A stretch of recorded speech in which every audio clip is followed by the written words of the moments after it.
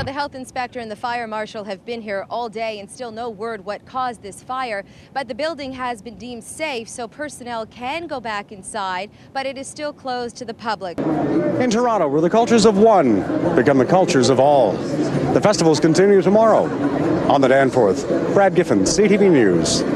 These peach trees with the pink blossom, these are the trees that are now coming out because without this plant, there's nowhere to send the peaches for canning. And we're seeing a lot of this in this area. One field over, it's all been plowed under. Those were peach trees.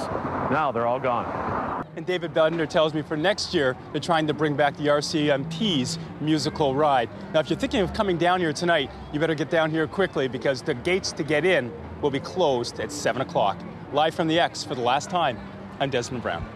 Everything changes on a personal level for all three party leaders. As soon as the writ is dropped, they all become entitled to have an OPP security detail accompany them on the road. And it's clear the controversy hasn't dulled the excitement for tomorrow's final and semi-final game, which Chile is playing in, both here tomorrow at BMO Field. As you can see, these fans are already lined up. They plan on spending the entire night here, waiting to get the last few remaining tickets for tomorrow's game. When you hear explosions in the dark and hear police ordering you to run for your life, fear and panic can set in. Thousands fled their homes, and after they found safety, they started worrying about friends and family. CTV's Brad Giffen was with the evacuees. Concern etched into faces. Charlene Bolton showed up this afternoon at York University searching for her elderly neighbors. Mary Jolucci wiped away tears as she sought word of her 94-year-old mother. Yes, I am worried anyway. I am worried. You know, she's frail. Hours earlier, 12,500 residents driven from their homes, many wearing just robes and slippers, described being jolted awake by a big, huge boom. Huge explosion at 4 o'clock in the morning. Huge fireball. Just massive, and it just kept exploding and exploding and exploding. I just wanted to run as far as I could, as fast as I could. I went out to the backyard and jumped over the fence and kept on running.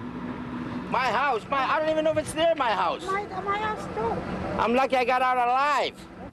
By mid-morning, 120 mostly elderly and infirm residents were bused to York University, where they filed silently off buses to a gymnasium beyond the reach of reporters and cameras for food, drink, and to take stock of their situation. By now, 8 hours have passed without word about Mary Jolucci's mom. Charlene Bolton, meanwhile, gets good news about her elderly neighbors. Her parents have been picked up, the ones I was looking for, and they're safe and sound in another person's home. And Mary Jolucci's wait is over. Delighted to find her mom. The question now is where they'll stay. We already have a plan in place, so we're all good.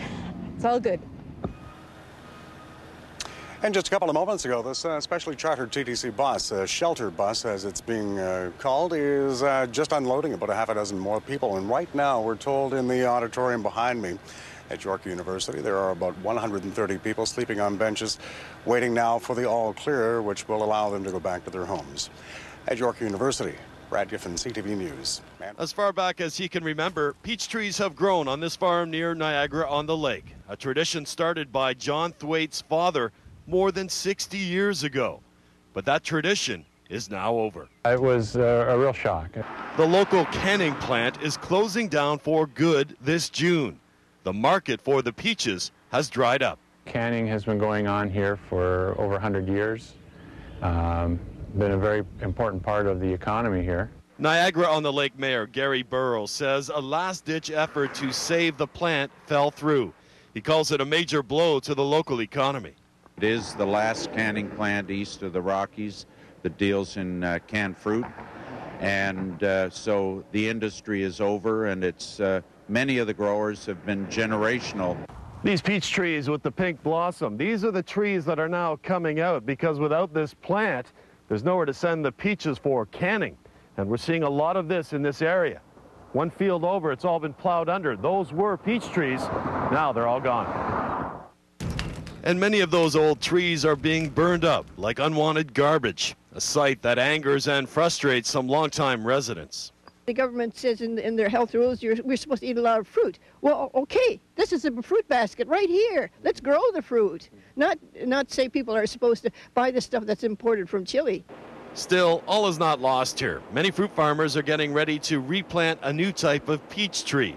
It's a basket peach that's sold in markets in Ontario and Quebec. Back on the Thwaite farm, the new trees are ready to go in. But there is disappointment here and there is sadness. A bit of history has been lost forever.